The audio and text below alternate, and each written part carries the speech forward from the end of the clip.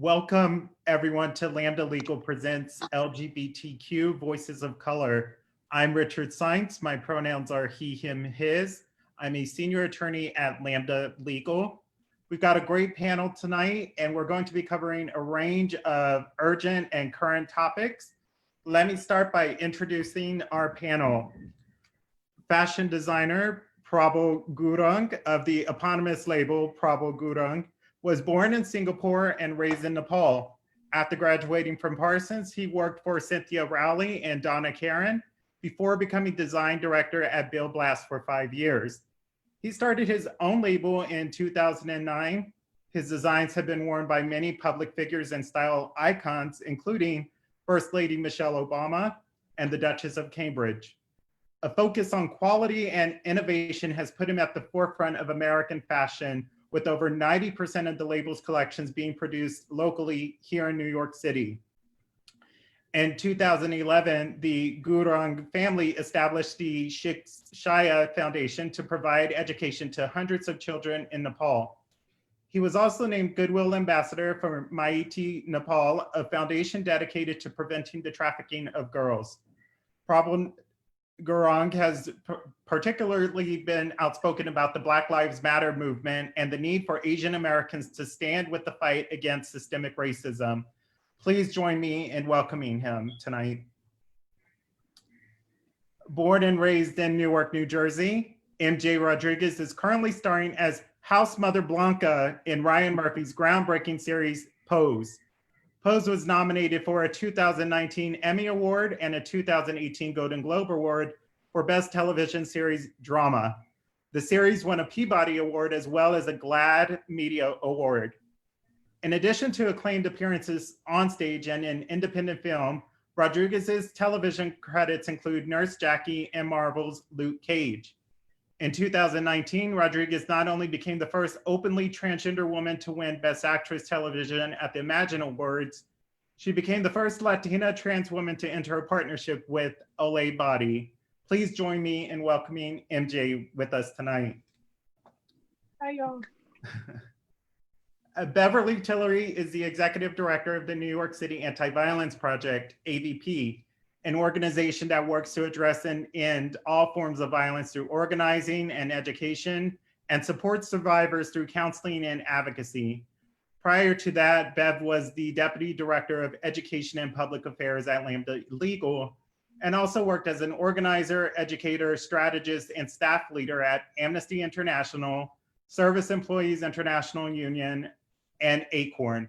Please join me in welcoming Bev with us tonight. And finally, I am your host for tonight's program. My name is Richard Saenz, he, him pronouns from Lambda Legal, where I'm a senior attorney and I'm coordinate our criminal justice and police misconduct work. Lambda Legal is the oldest and largest national legal organization committed to achieving full recognition of the civil rights of lesbians, gay men, bisexuals, transgender people, and everyone living with HIV. It's an honor to be here tonight as we're going through some horrific, terrible times, but there's also hope, and gatherings like this always give me a little bit of hope and some joy in my day. So thank you all for joining us, and I hope you get something out of it and you start a conversation with your friends and family. Before we go into the questions, I did want to mention that any donation made tonight during our panel will be split 50-50 between Lambda Legal and the Anti-Violence Project.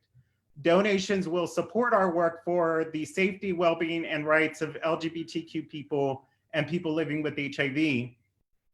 To make a donation and to show your support, please visit our website, lambdalegal.org/voices. To make a donation. That link will be live and the donations will be shared until July 31st. I thank you in advance for all of your support throughout the years and your continued support.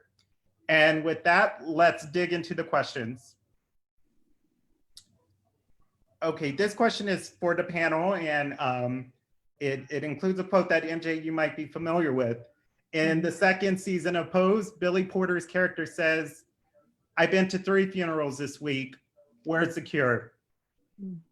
He was talking about HIV in the 80s, but he could have been talking about COVID-19 in 2020, especially being in the tri-state area. And I'm coming to you live from Jackson Heights, Queens, one of the first epicenters of the pandemic in the US.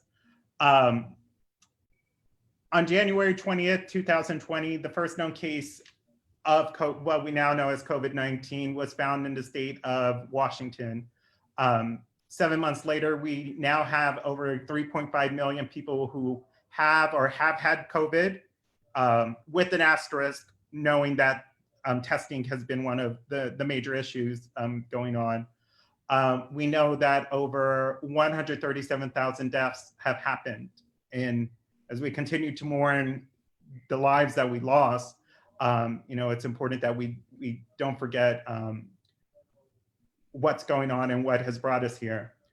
Our numbers in the US are rising.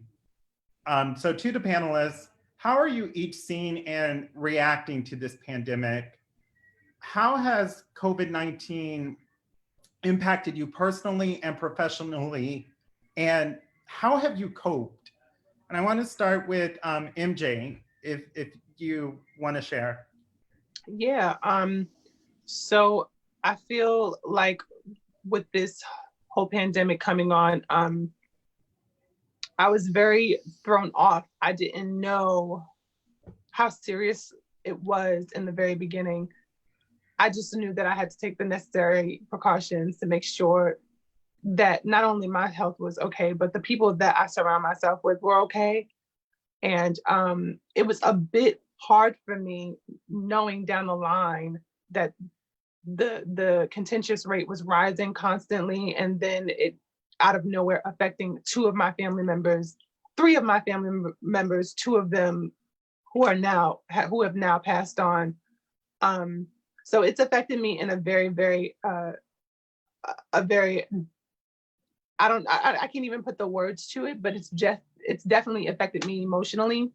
And how I've been coping is simply just speaking out and making sure that there are a lot of people out there that know the extent of this virus, know how serious it is, and know that you should be protecting yourself at all costs. It's nothing fake. It's something very real, and it's taking people. And I'm a living experience of it. Knowing that my grandmother and my aunt passed away from it, and also my father had contracted it as well. So it's just been an ongoing awareness game with me and letting people know that we have to really make sure we care for each other by taking the right precautions and safety.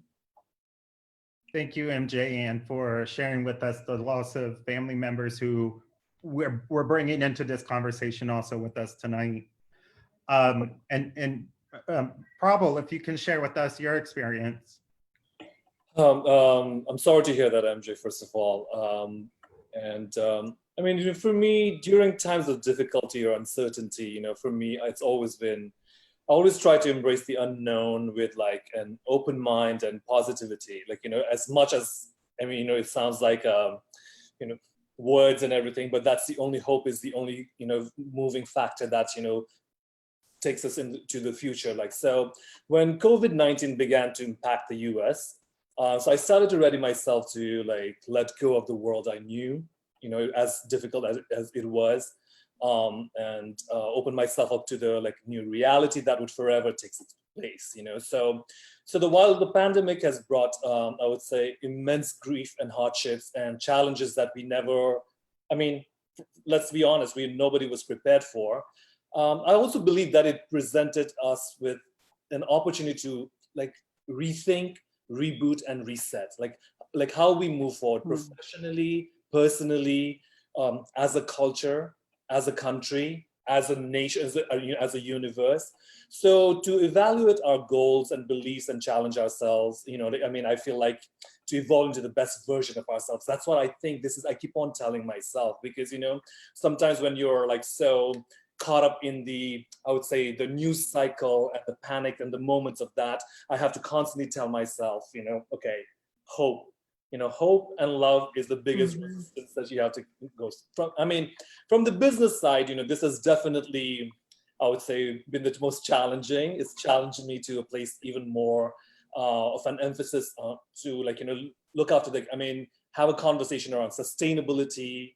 I would say, and to continue to use our platform to combat racism. And definitely, like fighting for social justice and equality has always been the forefront of my brand, but it has been, it is a new, not even, I wouldn't say newfound, but like more renewed commitment from my end. So, and it's just a conversation. And I think conversation with friends, conversations like this, sometimes in public, in private. And, I always say, allowing myself to be completely vulnerable and say, I don't know. That is the first step. Whether it's about learning how to be anti-racist, learning how to understand the world, the pandemic is the first thing to do is, I don't know, I want to learn. So that's my coping mechanism. Thank you so much for sharing. And I want to turn to Bev, if you can share with us your experience. Yeah, it's been so many things. First, really sorry for your loss, MJ, and all of the losses that we collectively have suffered. I feel very privileged and grateful to be one of the people who's able to, have a job and keep a job throughout this pandemic, knowing that so many people have lost theirs. For me, in being the person responsible for running an organization, one of the biggest challenges is always, I think, in our work, balancing out how do we respond as quickly and effectively as we can to meet the needs of the community in the way that we can, in the best that we can. And also, how do we meet the needs of the staff who, work with us every day? I think this pandemic really brought out all of the ways in which LGBTQ people and other people who are most vulnerable in our society are hurt by these kinds of events.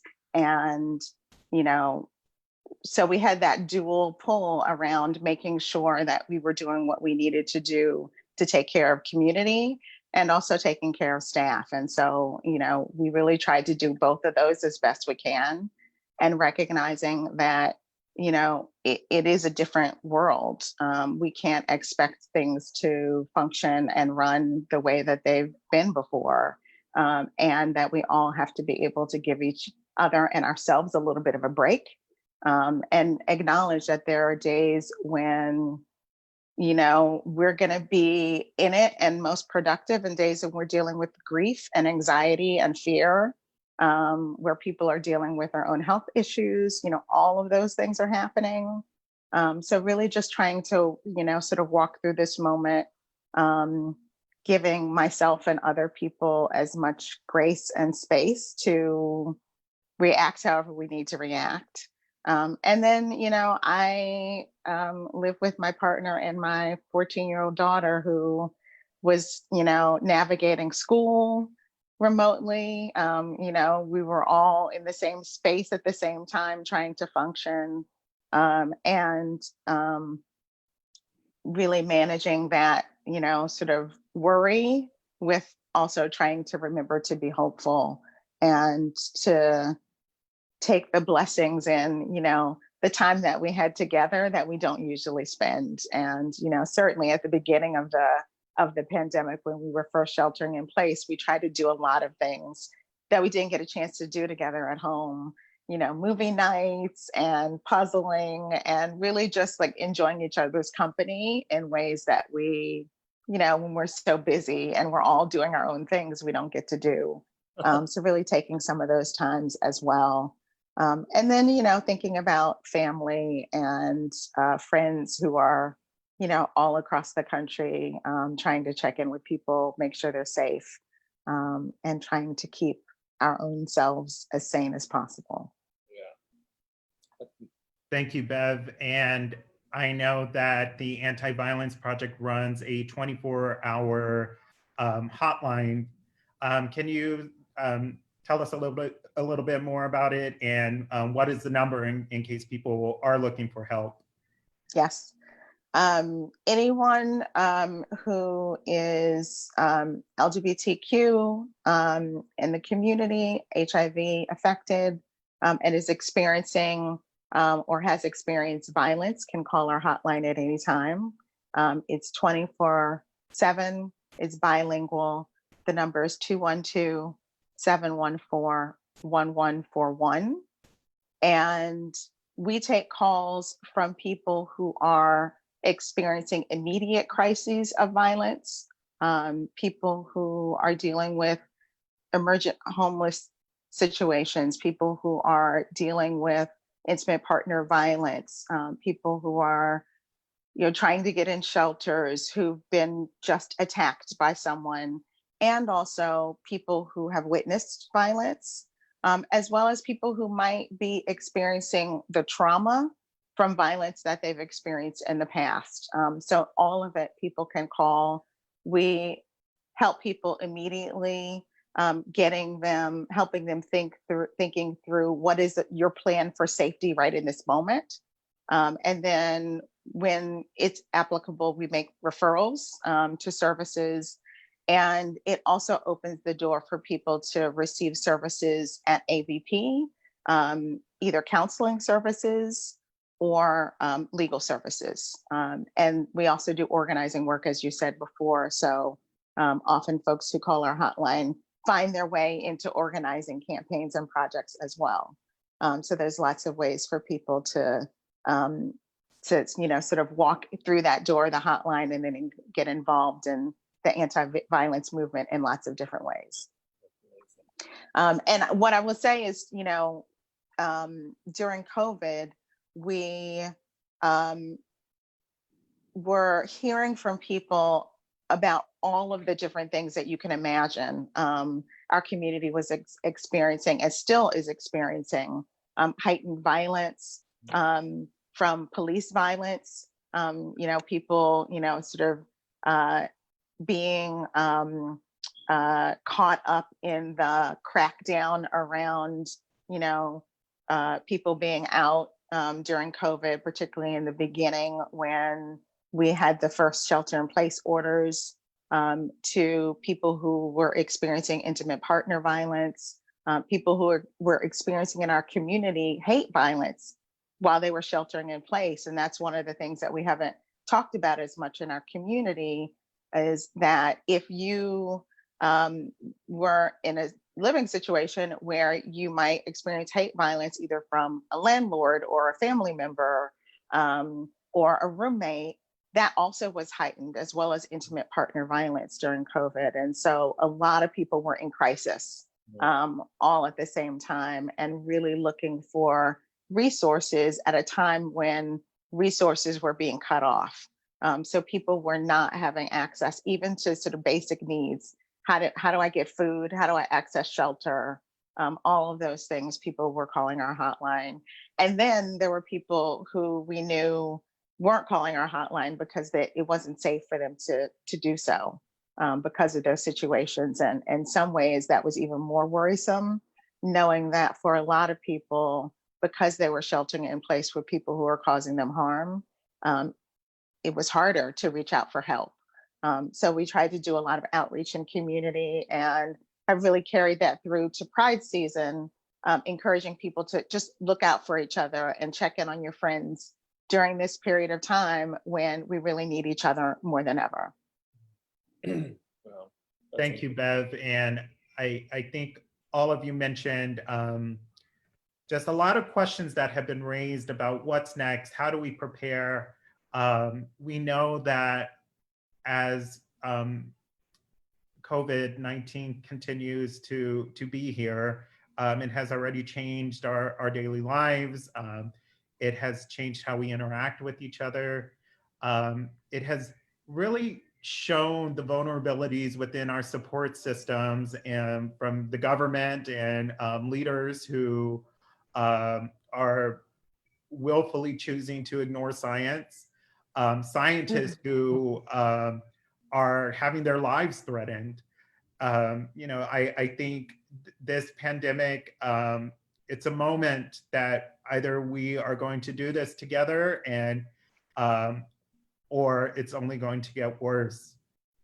At the same time that we're living with a health crisis and the pandemic, we're also having this conversation, and I use conversation loosely, of another epidemic that has always been part of our country's history. That is violence against Black lives. Again, with so many lives we have lost to COVID, we have also lost so many lives to violence against Black people. I wanted to briefly just name some of the folks that we have lost to different types of violence, including the death of 25-year-old Ahmaud Arbery while he was jogging in his neighborhood, the death of Breonna Taylor in Kentucky by police officers who allegedly entered without a warrant, and there's a lot of questions about what actually happened, but we know that she was killed, and and there are calls for some type of accountability to these officers. That still has yet to happen. In Minneapolis, again, a victim of police violence, George Floyd was killed while a police officer was kneeling on his neck for nearly 9 minutes. On that same day, in New York City, in Central Park, a white woman called the police on Chris Cooper, a gay Black man, and really showed in real time like how police violence is weaponized against Black people. And all of these are headline news, but they're also people that we have lost. And so we can never forget that. And as we are seeing more of these incidents caught on videotape and then shared on social media in real time, I personally don't want this to be normalized. I want it to stop. But it seems like this on the ground recording and sharing of the violence that's happening has made people wake up. And it's not just people who are part of, or who are people of color or part of the POC community and Black people specifically, but also white people.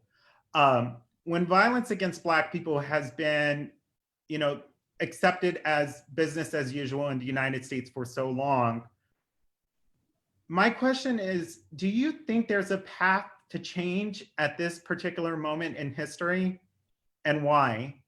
And I want to start with you, Prabal, because you have written about this from your own perspective. If you can share your thoughts on this.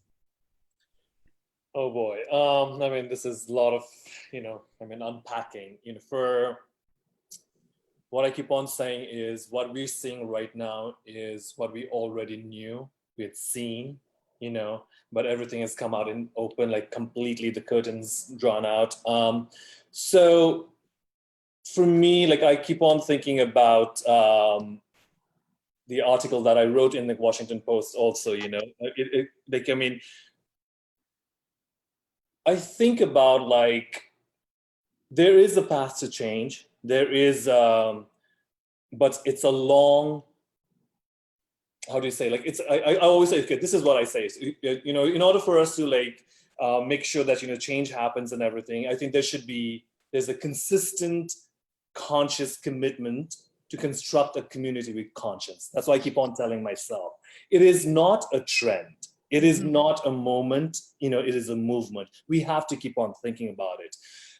Especially, working in fashion in an industry that is such a visual medium and, where it seems inclusive and all, but it is not. Like, I think the world that we live right now the establishment, the seats there have been taken by the colonists. I always say that, and so that is the reality. So if we really, really want systemic change, if we really want changes to happen in an impactful way, we really, really have to start with dismantling the patriarchy, dismantling the establishment, and have that hard, difficult conversation. A lot of times, what I'm as challenging as this particular moment is, what I find really, really inspiring is, the way that the community and everyone has come together to stand united in the fight to protect Black and especially Black trans lives.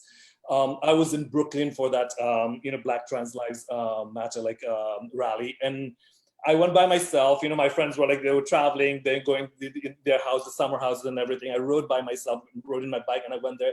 I kid you not, I live near Washington Square Park, facing Broadway. There's always marches there. There's always protests there. So I decided to not leave the city simply because I wanted to be in the heart of it, because I did not God bless everyone who decided to, for their own sanity, decided to go away. For me, I wanted to be in the thick of it because I didn't want to be, yet again, be benign to everything that was happening around us. And just be like, oh yeah, it happened. I wanted to make sure that I knew what was going on. And a lot of it was learning, and more than that, unlearning things, having those conversations within my group of friends, the slight comments that I always say, microaggression, micro-racism that happens within the community, in each community. I wanted to make sure that I was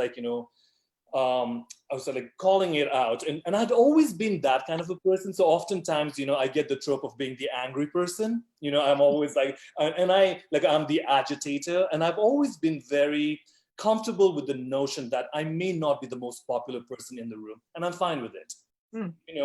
Because we have to, because what I felt when I came as an immigrant from Nepal to America with this notion, looking at America not as a country, but as an idea where differences were celebrated and, it existed. But when I came here, I thought that in the beginning, everything started to unravel for me.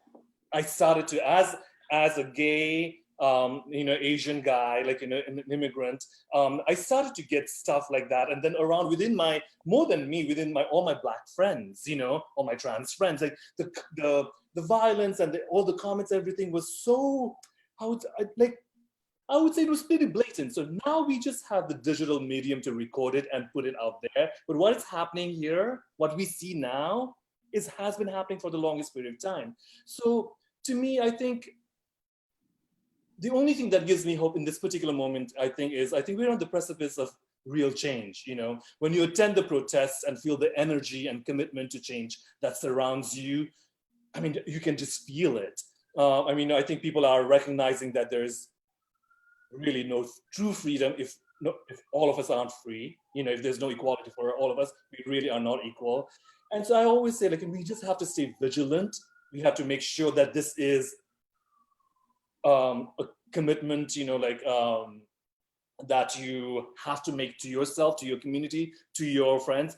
For me, what I've done is I committed myself, if not at least half an hour each day, to learn something new, or have a difficult conversation, and especially with your family members.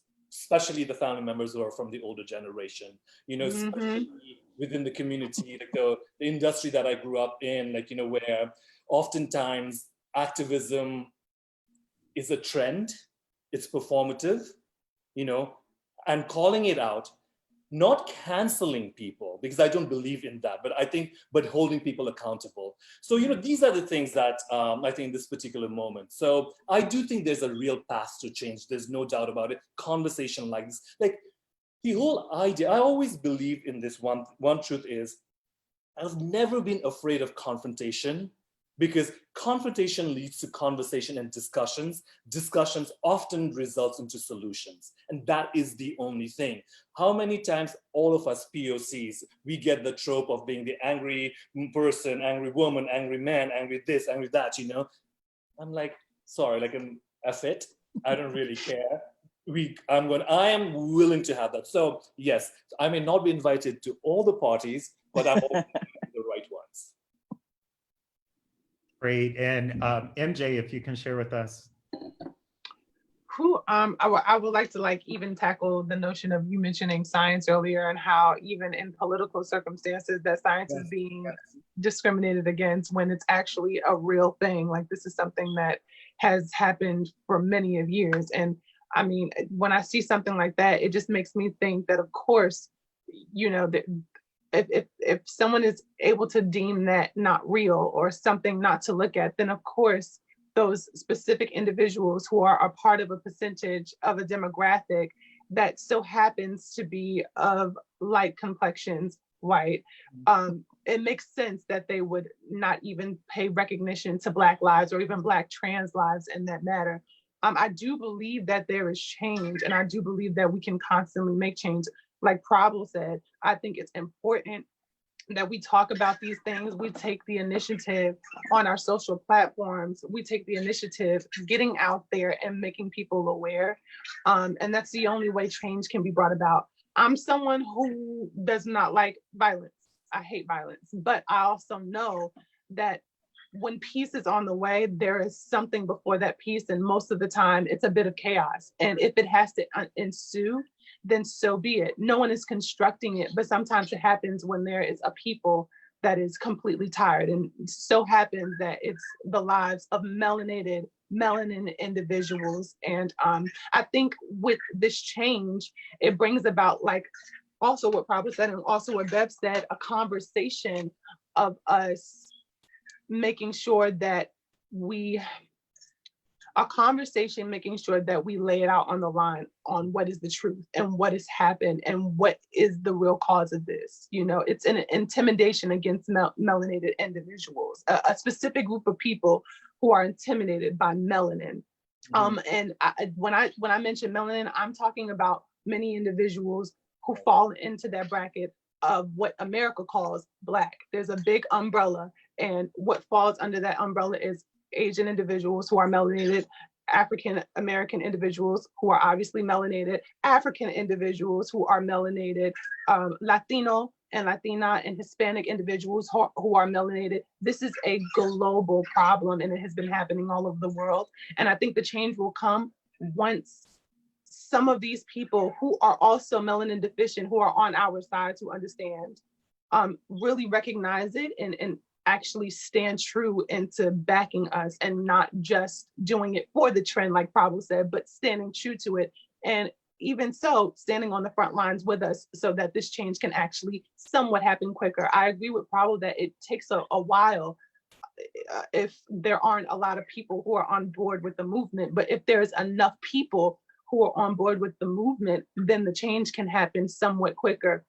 And yeah, I'm someone who just wants change to happen, who fights for change simply because I like living in peace. I like promoting love. I like making sure that there is an even playing between people, but that can't happen until a lot of things are changed, not only within the notion of knowing that science is being deemed as something that's fake, but even within Congress and even within our own communities. We have to make sure that a lot of people, even within our generations, make sure we instill in the younger ones what needs to be done, what should happen when it comes to having a conversation with someone, or how to fight. You know, sometimes fighting doesn't deal with fist after the storm has come. There's usually a calm, but there's always something that's brewing even within the peace. And you have to know how to battle that. You have to know how to argue it without excessive force, you know, but like I said, that still takes time. So until now, we're just going to have to constantly see what happens, which is us getting out there on the front lines and letting people know that if there's no peace, there's no justice. So that's when change comes. Thank you. And I want to add on to that question, but before going into the additional question, I wanted to share because you know, we're getting a lot of new information, and it's important to check your sources. And like you just said, MJ, you know, people are questioning facts and people are questioning science. recently, the New York Times reported on the racial inequity of the coronavirus pandemic. And in order to get this data, they had to sue the Center for Disease Control and Prevention, the CDC. We now know that the White House has ordered that the CDC stop collecting testing information, and who knows where it's going to go, or will hospitals comply with this, or what will happen. But again, it's like, who controls this information, and how can it be weaponized or used in nefarious ways? Some of the findings that from the New York Times report are that Latino and African American residents in the US have been 3 times as likely to become infected by COVID as their white neighbors, according to the CDC data. It also found that Black and Latino people have been nearly twice as likely to die from the virus as white people. So this is stuff we know based on what the CDC has found. So in so many areas, there are dramatic racial disparities, and these disparities persist. Healthcare is just one example. Healthcare is, it's in our faces. We're seeing it, that if you don't have access to healthcare, the likelihood that you're going to be okay is lessened. So, that's just one example. But I wanted to ask, and going back to the earlier question, how do we talk about and combat racism when pretty much no one admits they have racist attitudes?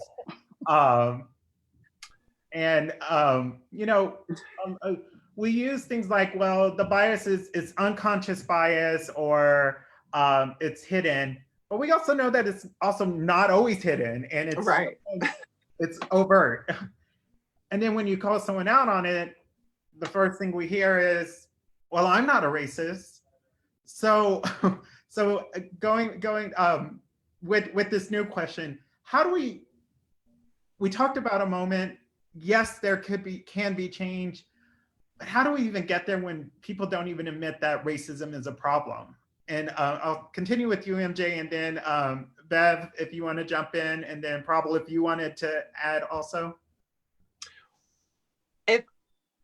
What I realized, that there are many, there's a spectrum to racism. It's not just, you have to be overt. Like Prabal said even before, there are microaggressions that are said or that are done.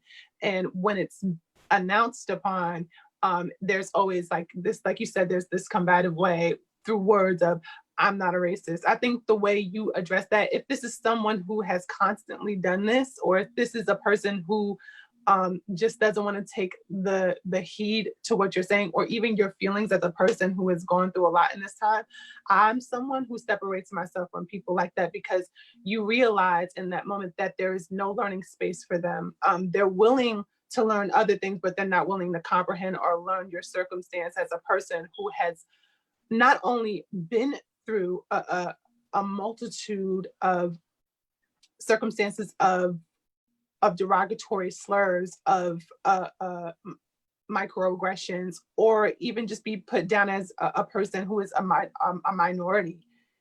If they're not willing to understand that, I say you have to constantly separate yourself from that, and surround yourself around individuals who understand and who are knowledgeable of the true history. So that's what I feel.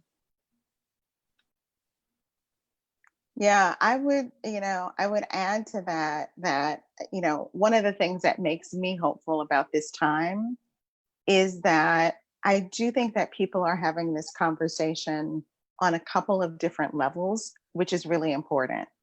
So, there's one hand where people are, rightfully so, calling out the individuals like the Amy Coopers, right, mm-hmm. who are putting their racism on display for all of us to see.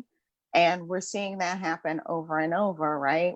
So that people can, not just to call those people out, but so people hopefully can learn the lesson and understand how their actions are playing into a racist system. Whether or not you want to call yourself racist or not, we are all living in this society, which is ultimately built on a racist construct.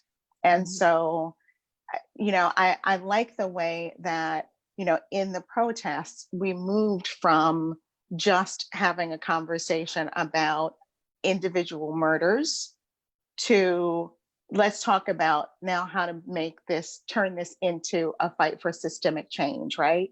Because when you're talking about individual murders, then you can get caught up in that conversation of, well, it's not all police officers. They're not all racist, or, it's not about a bad cop or a good cop. It's about a system of policing that structurally is designed to protect white people and their property, and was designed to control Black people, Indigenous people, and other people of color. And so when you understand that that's the construct that we're living in, then it really makes it easier, I think. I'm not a white person, so I don't know exactly, but I think it can make it easier for white people to understand that it's not about singling you out as an individual. It's about recognizing how we're all operating within this system. And that within that, there are ways that people can pay attention to their own actions and how they are racist, and how they can change that. But, look, there is a lot to go around here. We are all playing in the same system, right? It's not as if you are one of a few racist people. This is how we're all taught to operate in the society. So I think as we start to understand that a little bit more, and I think this conversation has illuminated that, I think, a little bit better for people. I think that's why we're seeing more white people out in the streets, more white people saying Black Lives Matter, is because I think something got switched on for people where they are getting a better understanding of, this is not just about me, this is about how we built our society and how we need to deconstruct what we built so that all people can really be free. Yeah, I agree with all of them. I don't have much to add. I think my personal belief why we're seeing more white people and other people, POCs, I think it's a generational thing also. I genuinely believe that I would say where they are and where I was at that age was a completely different, they're so aware, they're hyper aware of their positioning. I think the world is a lot more connected.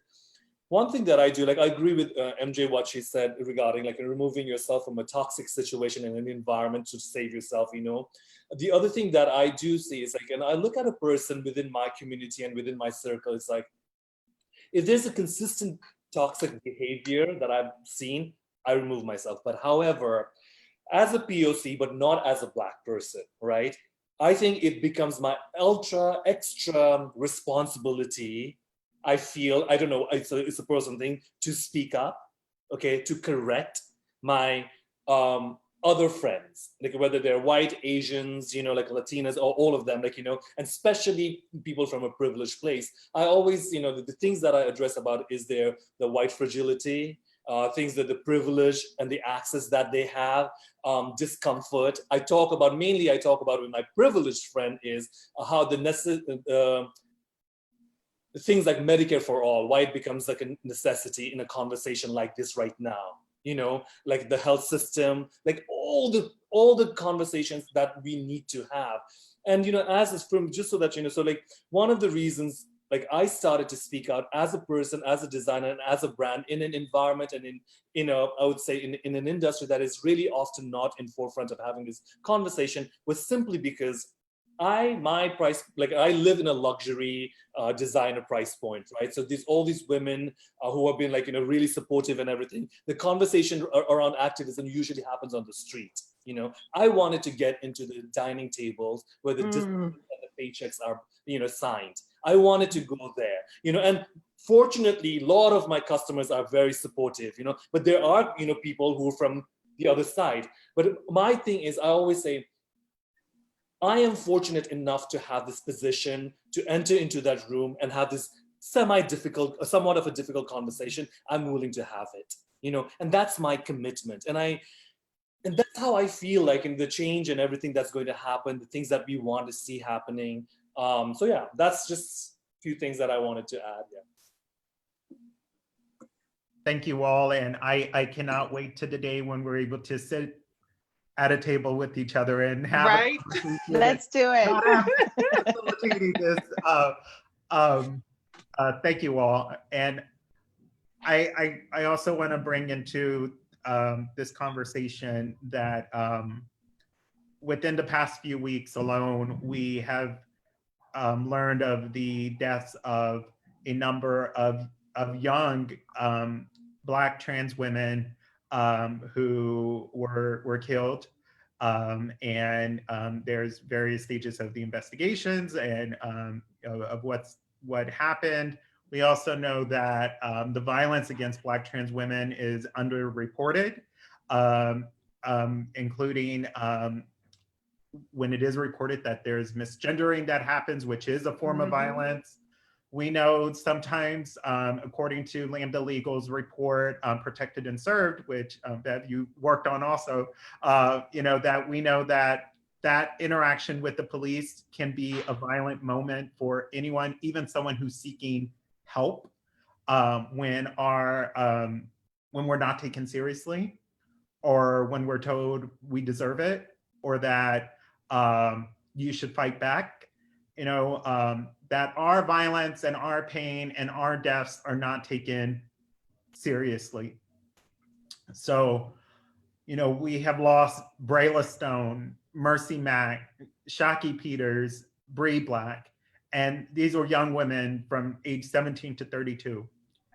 I also know that as of this past Monday, there was another death reported. It's become almost a weekly or daily thing that we're keeping track of, you know, how many lives are we losing of our siblings. So I guess my question is, what does Black trans lives matter mean to you and the work that you're doing, and what is the message that you want to share to folks who are tuning in tonight?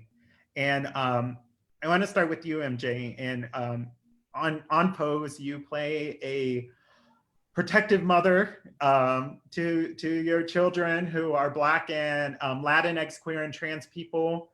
So can you share with us what does Black trans lives matter mean to you? Well, Black trans lives matters to me means literally just standing in who you are firmly, and also making sure that you fight for the acknowledgement that you are a human, and to stop dehumanizing us by not only not giving us space to be in rooms, not giving us space to be in the forefront when it comes to our artistic endeavors, but also, and not to kill us, right? Like that's what Black Lives Matter truly means, is to not take our lives or our existence simply because you're reacting off of your own feelings and thrusting them upon us, when we're simply just living as we have been for years, and we have been here for years, and that we're not going anywhere. And I think that's also what the fight is. And also Black trans lives matter means Black lives matter. And if you are a part of the Black Lives movement, you have to understand that our lives as trans women, they matter, as trans women of the Black community, matters most importantly, because our lives are being lost at a disproportionate rate, being that we're part of a community that is marginalized and that is at the lowest of the totem pole when it comes to what has been created. And due to the people who are what we call the colonizers, they've created that space for us to be at the lowest of the totem pole, when in reality we're no different or no less equal than anyone else. So that's what Black trans lives matters mean. And, you know, being a part of Pose, that was the blessing of all, because not only did I get to stand as a mother, as a Black mother, in a space to let people know that this is how you should treat your children, this is how you should teach your children, but this is also how you should raise your children to protect themselves and have the vernacular to combat something like that, or to go into a police. Now, it's hard to say to go into a police precinct because, I mean, let's be honest, we can't even go to the police now because we can't even trust them as Black individuals or as Black trans individuals. But I think we have to have the wording and the vernacular to be able to stop these things. And most importantly, I think what Black trans lives matter means is being educated and educating the generations that are behind us. As Prabhu said, this is a generational thing that is happening. The people that are within the age brackets that are like us, we know how to make change. It's the people that have come before us who have this systemic mind altering, I don't know what they have in their brains, but they have this notion of this is how it has to be in order for the world to go around, and that's just not the way it works. And it's affecting us as Black trans women on this earth. If we followed the ideas of our generation and what we want to do as far as making it a better world, I think we need to cohesively do that together. Thank you, MJ. Prabhu, is there anything you want to share?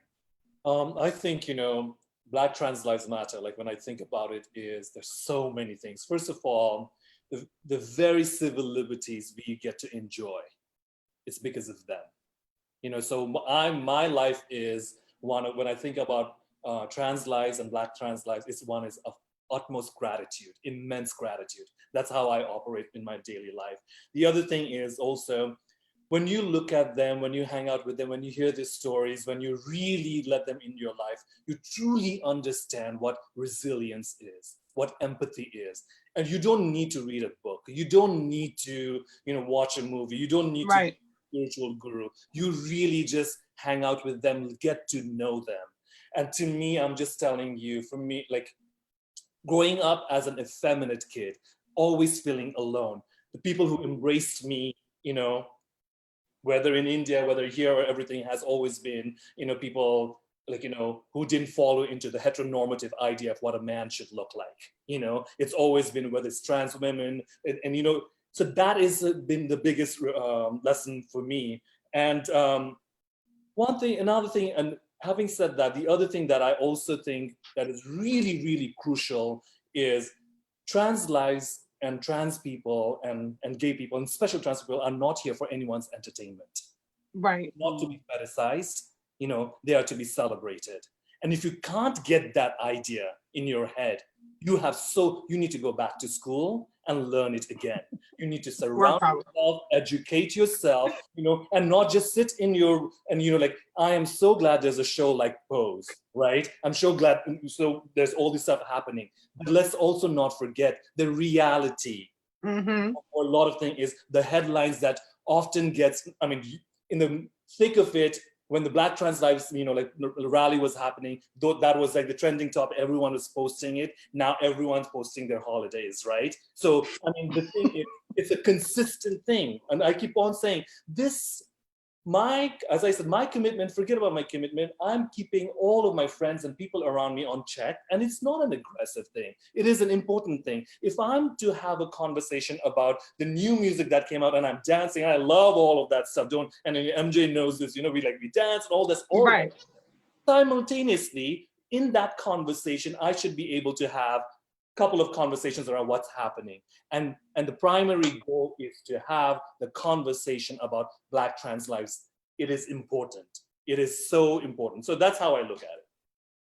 Thank you. And if I can add on, I'm so sorry. If I can add on, Prabhu, I also, what people fail to realize, that within each and every one of these titles, especially Black trans lives matter, is that it's a life within each and every one of these titles, and that within those titles, those lives have been lost. And I think it's important to know that these are lives that have been lost innocently. They were doing nothing.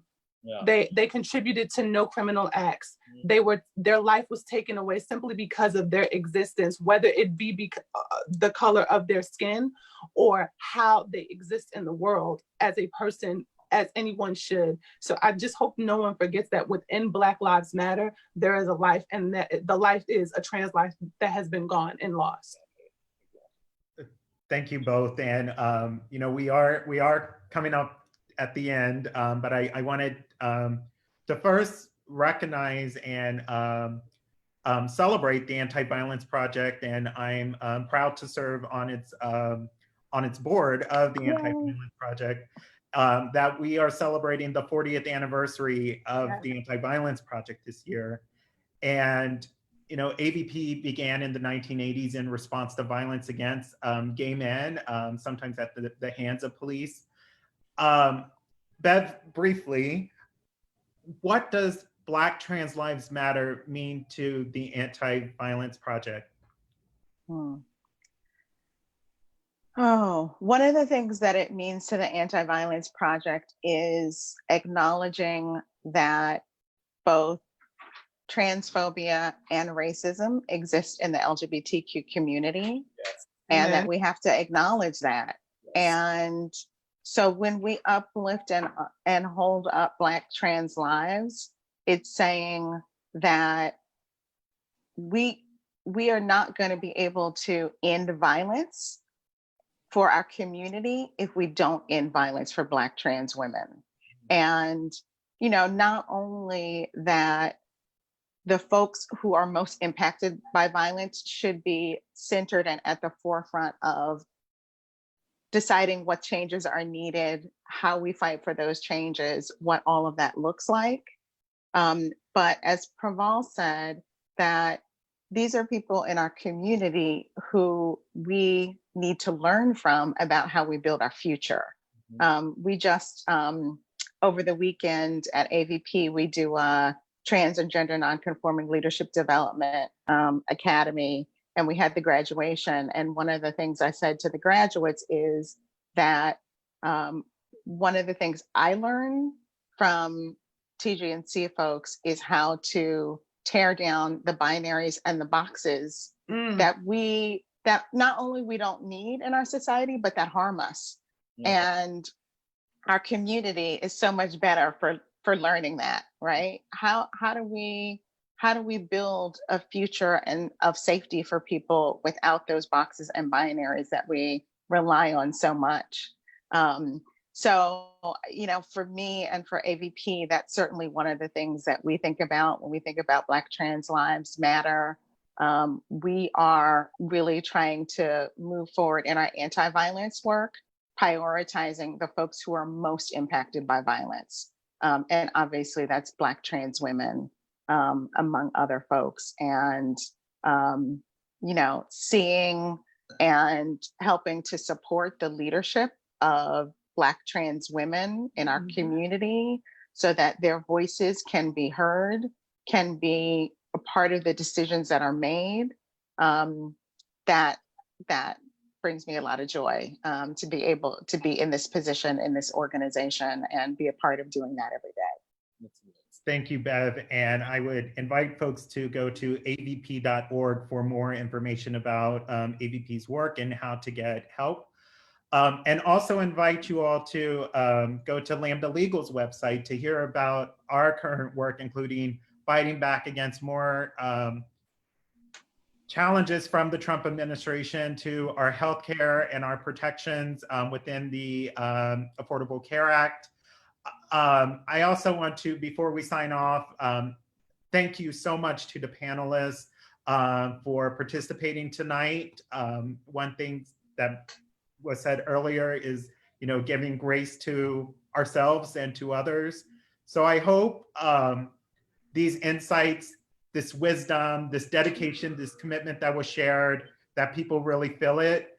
And I would like to remind everyone that any donation made to at lambdalegal.org/voices will be split between Lambda Legal and the Anti-Violence Project, and will support our work for the safety, well-being, and rights of LGBTQ people and people living with HIV. Again, please visit lambdalegal.org/voices. The link will be live and until July 31st. Any last one words from our panelists to the folks who are still with us? I can't believe that went so fast. We have to do it again. Right. Okay, that sounds There's good. so much more to say. Thank you all, and good night to everyone out there. Thank you very much. Bye. Thank you. Bye, everybody. Bye.